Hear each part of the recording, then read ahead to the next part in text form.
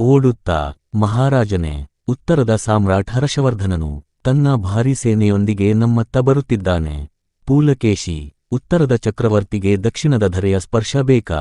ನದಿಯ ದಡದ ಮೇಲೆ ಅವನಿಗೆ ಉತ್ತರ ಸಿಕ್ಕುವುದು. ಮಹಾರಾಜ, ಅವನ ಸೇನೆ ಬಹು ದೊಡ್ಡದು.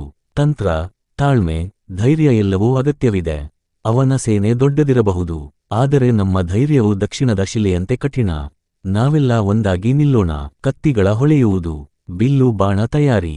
ಹತ್ತಿರ ಹೊತ್ತಿಗೆ ಹೂವುಗಳಿಂದ ತೊಗರಿಸಲ್ಪಟ್ಟ ದೇವರ ಆರಾಧನೆ. ನರ್ಮದಾ ತೀರ, ಯುದ್ಧದ ಆರಂಭ.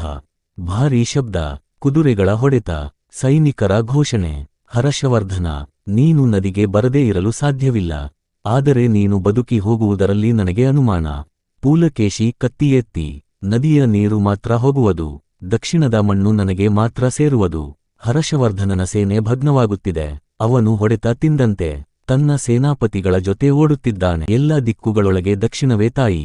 ಈಗ ದಕ್ಷಿಣಪತೇಶ್ವರ ಎಂಬ ಬಿರುದು ನನಗೆ ಕೇವಲ ಹೆಸರಲ್ಲ, ಇದು ನನ್ನ ಕರ್ತವ್ಯ.